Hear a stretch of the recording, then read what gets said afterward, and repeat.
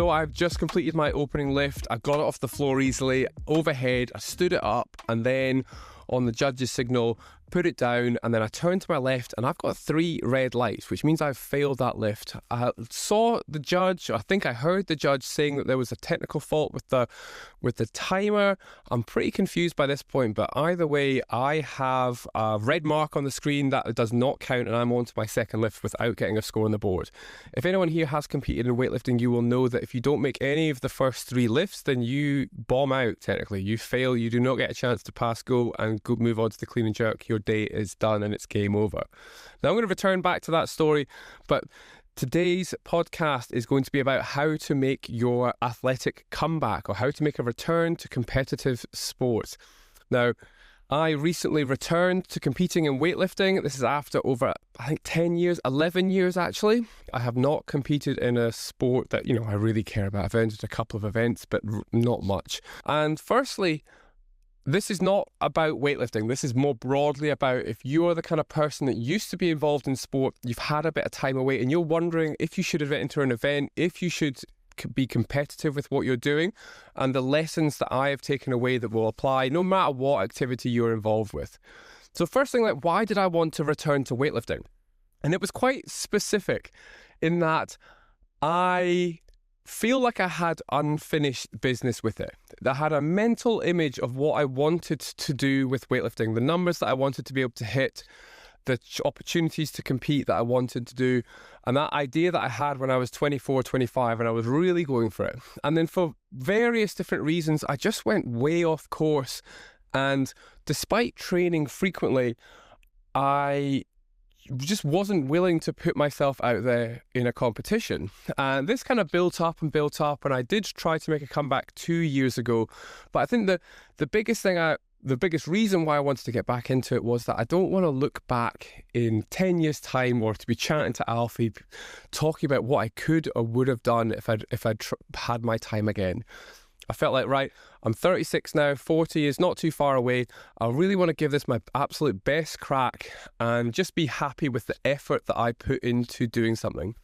Then second to that, I could do that with training. Why do I have to compete?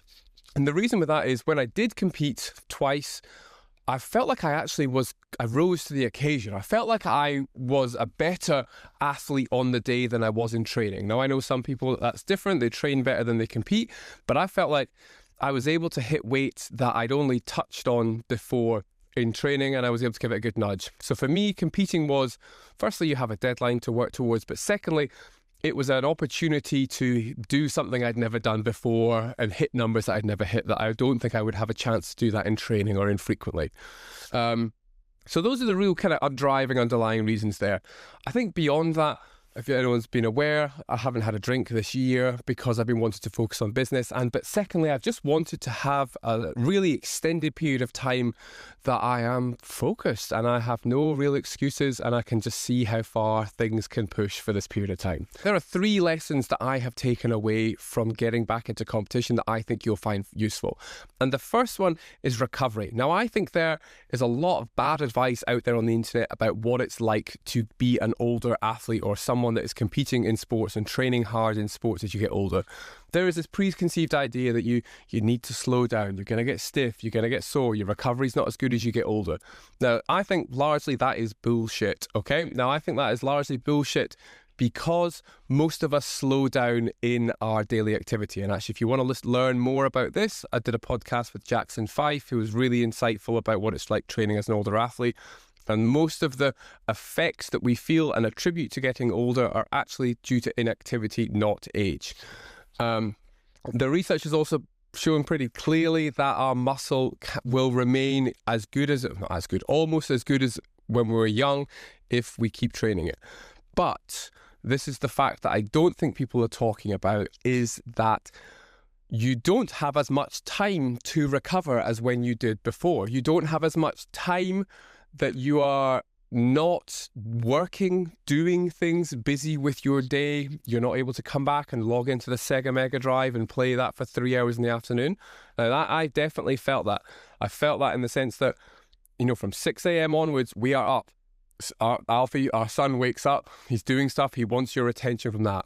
Beyond there, you're up, you're changing him, you're getting ready yourself, you're getting out the door, you are busy, you're working hard. When it comes to actually work, I find that responsibilities are typically more important. You know, the decisions that you make are going to impact more people. You're thinking harder, more throughout the day. And then when it comes to the evening, it's rinse and repeat. And by the time you get to the end of the day and you manage to fit in your own bit of personal time and exercise, you don't have a lot of other time left. And even if you don't have kids, the likelihood is that you are in a working phase of your life and you are, you're pushing things much harder, certainly compared to than when you were in your 20s and things didn't matter. And now I think that does impact recovery. You know, the amount of time that we can sit and rest. And there's a real key reason why when athletes move to be professional, their performance improves dramatically is because they have more time outside of training to relax and chill. And then actually, this next thing is an anecdote from a friend that I think really rings true, is that often people will talk about, if you just get your sleep, you'll recover a lot better. And I think I've been guilty of saying that as well. But the reality is that, again, if you have kids, your sleep is going to be disturbed. It's going to be disturbed for years and years. Like at the moment, Alfie comes in to our room anywhere between 2 a.m. and 5 a.m. He'll wriggle around and wrestle around for about an hour, and then he might fall back asleep or he might not. Like, you can't just switch off. Like, if you've got more than one kid, that's going to be happening on a completely bigger scale than when you were younger, and these things need to be factored in. So how did that actually affect how I felt? That meant that when I had a really good day at training, I found that actually I was less able or unable to back it up and have multiple hard days of training. If I had an excellent day of training, I would find myself going back in thinking I was going to be good, and then I was really slow, sluggish, my strength had plummeted, and I wasn't able to back it up like I would when I was in my 20s, and I needed to make sure that I was adjusting my training intensity depending on how I felt, and I wasn't then beating myself up if I didn't feel that good. I just had to ride it out and then trust that I would go on an upward trajectory in the future. The next element would be injuries. And if you have trained a sport, if you've done activity, then yeah, you most likely you're going to have a list of injuries and a growing list of injuries. And again, I don't think these injuries necessarily happen because you're old, but they happen because you're having more exposure to hours of sport. And if you look into the sport literature, then it's typically they look at the number of injuries per 1,000 hours of activity. And when you've got 10, 15 or 20 years of training experience under your belt, you've had more opportunities to pick up injuries and niggles. So you have more things to be conscious of, to manage, and you should expect to have to work around them. So I found that I picked up a hip injury. I had a couple of flare-ups with my back. Sorry, not a couple, probably 3 or 4 in the last 18 months.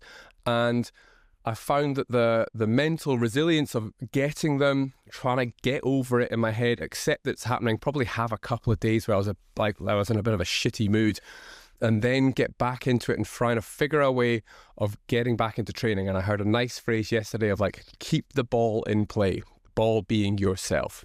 Now, I think that is difficult if you don't have support and you don't have someone to bounce ideas off or to write your program or show you all the different options that you've got at your disposal. But it is vital because the effects of gross detraining, taking weeks and months off training because you're not too sure what you should be doing, is going to play into how you perform on the day much, much more. And we want to get as much consistency with our training. So that was hard the first time I had it, and I'll be honest, I had some really doubtful thoughts when I'm getting closer to the day and my body wasn't feeling quite good, and I'm wondering if I'm going to be able to even get close to the numbers that I've hit previously, and is there any point in even doing it if I can't get close to that. But actually just trusting that I will repair, that our tissues and my body will follow a fairly common arc of returning back to performance. And before I knew it, I was able to get onto the platform and be able to attack it with a bit of confidence.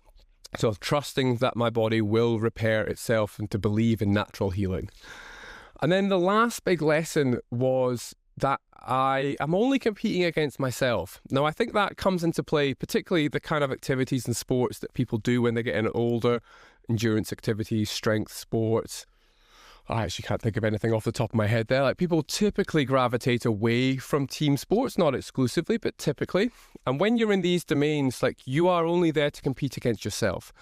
Now, I think that's important because I suspect if you're listening to this and when you were competing when you were younger, you were probably competing partly for status, to prove that you were the best, to, build a bit of a name for yourself, to make yourself more attractive in the dating world and to feel confident when you go there.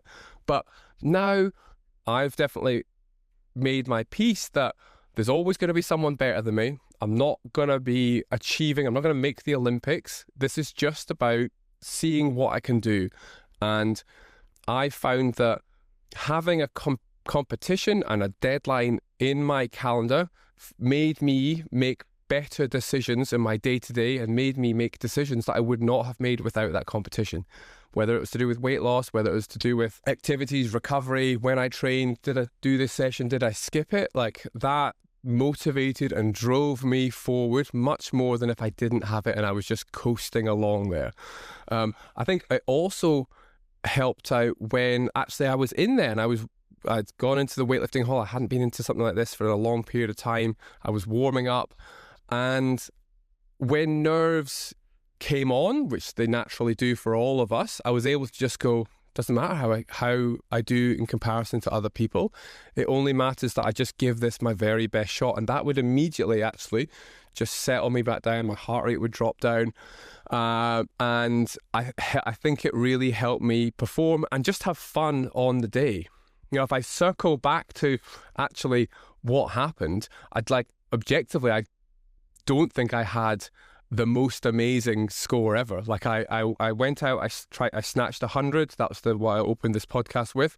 That was classed as a fail. I'll tell you why in a moment. I then went back in. I came back out. I snatched 105. So I was really pleased and slightly relieved that I did that. I then went back in, and then I came back out and I attempted to snatch 110 and I clarked it, which is a weightlifting term for basically standing up and shitting a brick and not even trying to get underneath it, which I think I would have tried 10 years ago. So that's it. So I get 1 out of 3. Not amazing by any stretch. Happy to hit 105 without a doubt. Then when it comes to the clean and jerk, I was warming up quite relatively well. I came out and clean and jerk 125. That was pretty comfortable. Went back in, didn't pay attention to when I was up. Found out that I was up and I had like 10 seconds on the board at 130, which I declined because I just didn't have enough time. Went back in and then was back out 2 minutes ago. Did 130, cleaned it, jerked it, and then put it down, and just like my opening lift, I failed. And I was like, what? Couldn't understand it at all. By that point, I was in such a rush, had to go. My son's going absolutely apeshit in the background, need to go home. And then I find out the next day that it's because there was a technical error that I put my foot on the barbell to reposition it for both of those lifts, bookended lifts, and that's against the rules, so I failed them. Now, in my head, I'm thinking, I made that 130, so I'm quite happy about that. But objectively, I made 2 out of 6 lifts, which in the weightlifting world is not that great. But the big but with that one is that those are lifts that I've been kind of touching in my training, but haven't been consistent. And to just go out there and to feel like I've been able to do them again under pressure feels awesome. And then the second to that, just to be in that kind of buzz and in that competitive environment, to have your training kind of build towards this climax was amazingly satisfying. I think that just ticking along without any deadline in the back of your head, it kind of demotivates me or demotivates people, because there's no relatedness to what the training, what's the point in all this work that you're putting in.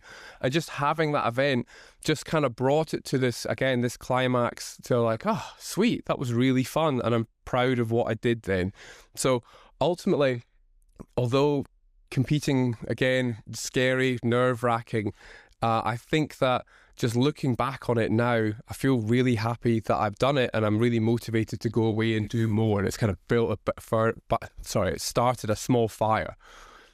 As a side note, talking, I guess, maybe a bit more like philosophically, like, I feel like life in mid-30s, midlife, you're in it or approaching it, it can become pretty repetitive. Like, your work is fairly established, your kids' routine is established, your social life's pretty, established. You're not making lots of new friends and doing potentially not lots of nutty things anymore. And that routine obviously serves a purpose, but that routine, like, it's very hard to differentiate, like, what did you do last week compared to what you're doing next week? It all just kind of blends into one. And then just to have an event that I work towards and have a landmark, I feel like me, creates a story that I might want to chat to people around, but it just creates a landmark that I can now look back on 2025 and remember it in my head and have a more defined, time with it. So I think that was a great milestone, and it's an important thing to remember. Now, flipping it round to anyone that's actually listening to this and you might be thinking about going and doing an event. If you've signed up for an event, here are some things that I would be aware of. Expect to get an injury or a couple of injuries or niggles along the way. I know you're going to try and avoid them, but being realistically, when you're pushing towards an event, you are flying slightly closer to the sun than you would normally, and that's okay. And you just accept that they do whatever you can to prevent them, accept that they might happen, and be ready to be flexible in your plan to still move towards your goal.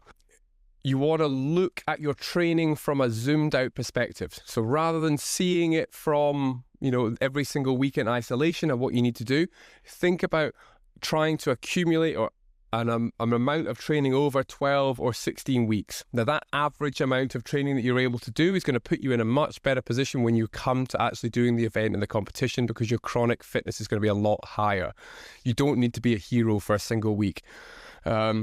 And then lastly, I would say stop looking at social media. Like, I listened to a great podcast with Steve Magnus and a few other people on it, and they talked about what it must be like as a youth athlete and social media when you're competing. And they make a really interesting point, is that if you're looking on social media, you are always going to feel like a failure. That's probably true across many areas of life. But if you're looking at social media, you're always going to find someone that's a little bit better than you or a lot better than you. And that can be really demotivating. And again, it takes away the joy of what you're actually doing for yourself. If you are someone that thrives out of a bit of comparison and competing against other people, look closer to home. Think about your local running club, your local gym, your local weightlifting club, whatever sport you're involved with. And if you're competitive in that area, try to beat people that and that will give you a lot more satisfaction, keep you motivated, and keep you in the game long enough that you're going to get a result that you enjoy. Anyway, I hope you enjoyed that slightly long ramble about my experiences competing, and on to the next one.